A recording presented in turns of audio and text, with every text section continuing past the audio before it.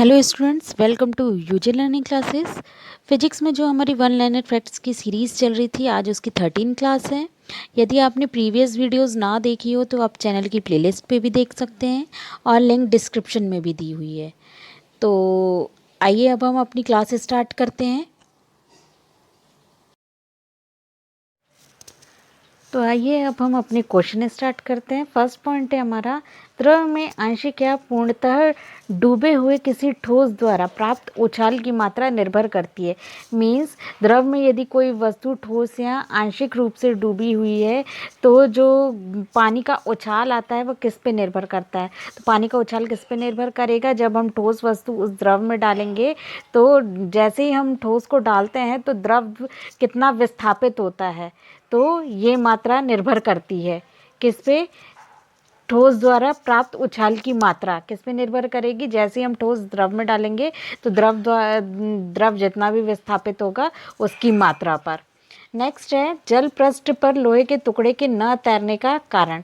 तो ये हम जानते हैं, हमने देखा भी है कि यदि हम लोहे की कोई भी छोटा सा छोटा ऑब्जेक्ट भी यदि हम पानी में डालते हैं तो वो पानी में नहीं तैरता। क्यों नहीं तैरता? क्योंकि लोहे का जो भार होता है वो लोहे द्वारा विस्थापित जल का भार लोहे के भार से कम होता है। मीन्स लोहे का भार ज़्यादा होगा किससे, जो जल विस्थापित हो रहा है। जैसे ही हमने लोहे को पानी में डाला तो क्या होगा, जितना पानी बाहर निकलेगा या विस्थापित होगा तो वो पानी जो विस्थापित होगा वो किससे कम होगा, वो लोहे के भार से कम होगा। लोहे का भार मीन्स लोहे का भार ज़्यादा होने के कारण लोहा क्या हो जाता है, डूब जाता है या फिर नहीं तैरता है। नेक्स्ट है, वेग, संवेग और कोणीय वेग कैसी राशि है। तो velocity, momentum and angular velocity ये सब कैसी क्वांटिटी है, तो वेक्टर क्वांटिटी है। वेक्टर क्वांटिटी क्या होती है, सदिश राशियाँ जिसमें दिशा और परिमाण दोनों होते हैं। दिशा और परिमाण परिमाण दोनों होते हैं, वो कैसी होती हैं, सदिश राशियाँ होती हैं। सदिश राशियाँ होती है जिसमें दिशा और परिमाण दोनों होते हैं। नेक्स्ट है, अदिश राशि है।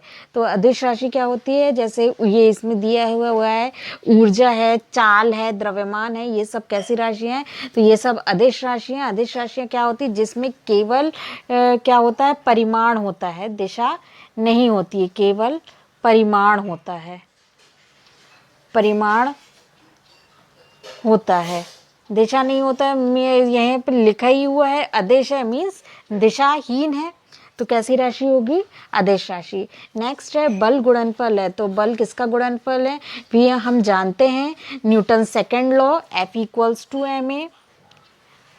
बल बराबर द्रव्यमान गुणित त्वरण। तो m, what is m? m is the mass of object and a is the acceleration of object. Means बल किसका गुणनफल है, द्रव्यमान और त्वरण का गुणनफल है। अब हम नेक्स्ट देख लेते हैं, जब कोई व्यक्ति चंद्रमा पर उतरता है तो उसके शरीर में उपस्थित, मीन्स उसके जब कोई भी व्यक्ति चंद्रमा की सरफेस पे, मून पर जाता है तो उसके बॉडी पे क्या इफेक्ट पड़ता है, तो जो वेट होता है वो क्या हो जाता है, कम हो जाता है, और मात्रा क्या हो जाती है, अपरिवर्तित रहती है। मतलब मात्रा में कोई भी आपके द्रव्यमान में या कोई भी चेंजेस नहीं होते, लेकिन आपका वेट जो होता है वो क्या हो जाता है, कम हो जाता है। नेक्स्ट है, किसी पिंड के उस गुणधर्म को क्या कहते हैं जिससे वह सीधी रेखा में विराम या एक समान गति की स्थिति में किसी भी परिवर्तन का विरोध करता है। ये देखिए कितनी कॉम्प्लिकेटेड लैंग्वेज में लिखा हुआ है, इसको हम सीधे ये बोल सकते हैं, जिसका आंसर क्या है, जड़त्व है, इनर्शिया है। मीन्स जड़त्व क्या होता है, जब कोई वस्तु स्थिर अवस्था में है या गतिमान अवस्था में है तो वह उसी अवस्था में रहेगी, उसी स्टेट में रहेगी जब तक उस पर कोई भी एक्सटर्नल फोर्स अप्लाई ना किया जाए। जब तक उस वस्तु पर कोई भी बाहरी बल नहीं लगाया जाएगा तब तक वह अपनी अवस्था में परिवर्तन नहीं करेगी। यही कॉन्सेप्ट क्या कहलाता है, जड़त्व कहलाता है। नेक्स्ट है, न्यूटन के पहले नियम को कहते हैं। तो न्यूटन का पहला नियम क्या है, जड़त्व का नियम है, लॉ ऑफ इनर्शिया, जो कि ये फर्स्ट इसके ये पहले ही लिखा हुआ है है ना। जड़त्व क्या होता है, जिससे वह सीधी किसी पिंड के उस गुणधर्म को कहते हैं जिससे वह सीधी रेखा में या विराम या एक समान गति की स्थिति में परिवर्तन का विरोध करता है, ये जड़त्व है। और यही क्या है, न्यूटन का पहला नियम है जिसे हम जड़त्व का नियम भी कहते हैं। नेक्स्ट है पार्सेक इकाई है, तो पार्सेक किसकी इकाई है, दूरी की है। और देखो दूरी की, प्रकाश वर्ष जो है वह भी दूरी की इकाई है, लेकिन जो पार्सेक है वह सबसे बड़ी इकाई है, मतलब कि प्रकाश वर्ष से भी ज़्यादा डिस्टेंस को मेज़र किसके द्वारा कर सकते हैं, हम पार्सेक द्वारा कर सकते हैं। नेक्स्ट है वायुमंडल में बादलों के तैरने का क्या कारण है, तो बादलों के तैरने का क्या कारण है, डेंसिटी है, घनत्व। जिस भी वस्तु की डेंसिटी जितनी कम होगी वह उतनी ज़्यादा इजीली तैरेगी, ये डेंसिटी के कारण होता है। जैसे कि हम एक और एग्जांपल देख सकते हैं, पानी पर बर्फ़ तैरती है, तो पानी पर बर्फ़ क्यों तैरती है, क्योंकि बर्फ़ की जो डेंसिटी होती है वो भी क्या होती है, पानी के कंपैरिजन में कम होती है। वैसे ही सेम यही चीज़ है कि बादलों में की जो डेंसिटी होती है वो क्या होती है, कम होती है, इसलिए क्या होते हैं, बादल वायुमंडल में तैरते हैं। नेक्स्ट है समुद्र में प्लवन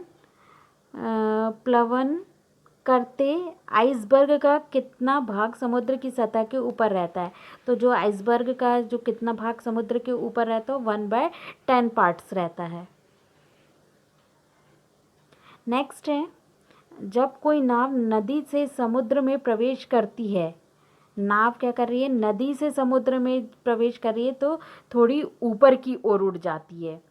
नेक्स्ट है पानी का घनत्व अधिकतम होता है, तो पानी का घनत्व मैक्सिमम कितना होता है, -4 डिग्री सेल्सियस पर होता है, -4 डिग्री सेल्सियस पर।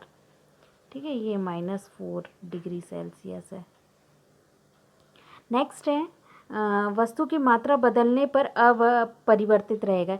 यदि हम किसी भी वस्तु की मात्रा क्वांटिटी में हम चेंज करते हैं तो क्या किस में चेंज नहीं होगा, तो डेंसिटी में चेंज नहीं होगा। नेक्स्ट है तैराक को नदी के मुकाबले समुद्र में तैरना आसान क्यों लगता है, जो स्विमर होता है उसको नदी की कंपैरिजन में यदि वह समुद्र में तैरेगा तो उसको इजी क्यों लगता है, क्योंकि समुद्र का पानी का घनत्व साधारण पानी की अपेक्षा क्या होगा, ज़्यादा होगा। यहाँ पे जो समुद्र का पानी क्या होता है, लवणीय होता है, सॉल्टी होता है या खारा होता है, तो उसका घनत्व क्या होगा, नॉर्मल वाटर से क्या होता है, ज़्यादा होता है। नेक्स्ट है यदि पृथ्वी का द्रव्यमान वही रहे और त्रिज्या 1% कम हो जाए तब पृथ्वी के तल पर जी का मान बढ़ जाएगा। तो जी क्या है, यहाँ पे गुरुत्वीय त्वरण है, ग्रेविटेशनल एक्सेलरेशन है। तब हम किसकी बात कर रहे हैं, यहाँ पे पृथ्वी का द्रव्यमान वही रहे, मास में कोई चेंज नहीं हो, लेकिन रेडियस क्या हो जाए, कम हो जाए 1%, तब जी में क्या चेंज होगा, ग्रेविटेशनल एक्सेलरेशन में 2% बढ़ जाएगा। नेक्स्ट है ऊंचाई की जगहों पर पानी 100 डिग्री सेल्सियस के नीचे तापमान पर क्यों उबलता है। अब हमें पता है पानी का बॉइलिंग पॉइंट कितना होता है, तो 100 डिग्री सेल्सियस होता है। वाटर का बॉइलिंग पॉइंट 100 डिग्री सेल्सियस क्या है, ये बॉइलिंग पॉइंट है नॉर्मल टेम्परेचर पर। लेकिन ठीक है, नॉर्मल टेम्परेचर कितना लेते हैं हम, रूम टेम्परेचर 25 डिग्री सेल्सियस होता है, तो बॉइलिंग पॉइंट कितना होगा पानी का, 100 डिग्री सेल्सियस। लेकिन हम ये कहाँ की बात कर रहे हैं, ऊंचाई वाली जगह पे, तो ऊंचाई वाली जगह पे पानी क्या हो जाता है, 100 डिग्री से कम सेल्सियस पे ही क्या होने लगता है, उबलने लगता है। तो इसका रीज़न क्या है, क्योंकि वायुमंडलीय दाब ऊंचाई पर हमें पता है कि जो एटमॉस्फेरिक प्रेशर होता है वो कम होता है। एटमॉस्फेरिक प्रेशर कम होने के कारण ही क्या हो जाता है, जो बॉइलिंग पॉइंट होता है वो नीचे आ जाता है, जिससे 100 डिग्री सेल्सियस से कम टेम्परेचर पे भी पानी ऊंचाई वाली जगह पर उबलने लगता है। अब हम नेक्स्ट देखते हैं कोणीय संवेग एंगुलर मोमेंटम एवं रेखीय संवेग लीनियर मोमेंटम के अनुपात की विमा क्या होगी। रेशो की जो डायमेंशंस है उस क्या होगा, तो m0 L⁻1 T0। नेक्स्ट है बर्नौली प्रमेय आधारित है, तो बर्नौलीज थ्योरम किस पर बेस्ड है, तो एनर्जी कंजर्वेशन लॉ पर, ऊर्जा संरक्षण के नियम पर आधारित है। और ऊर्जा संरक्षण का नियम क्या होता है, energy neither be created nor be destroyed it's only transform one form to another form. Means ऊर्जा को ना तो उत्पन्न किया जा सकता है, ना ही नष्ट किया जा सकता है। इसे केवल एक रूप से दूसरे रूप में परिवर्तित किया जा सकता है। ये क्या है? ऊर्जा संरक्षण का नियम है। नेक्स्ट है, लोहे की सुई पानी की सतह पर तैरती है, इस परिघटना का कारण है। तो लोहे की सुई क्या होती है? पानी की सतह पर तैरने लगती है। इसका कारण क्या है? पृष्ठ तनाव है। पृष्ठ क्या है? पृष्ठ तनाव क्या है? वाटर की या लिक्विड की एक प्रॉपर्टी होती है, सरफेस टेंशन। तो ये कुछ हमारे आज के क्वेश्चन थे। I hope you like this question and video. If you like this question, you please like the video, share the video and subscribe the channel. Thank you so much.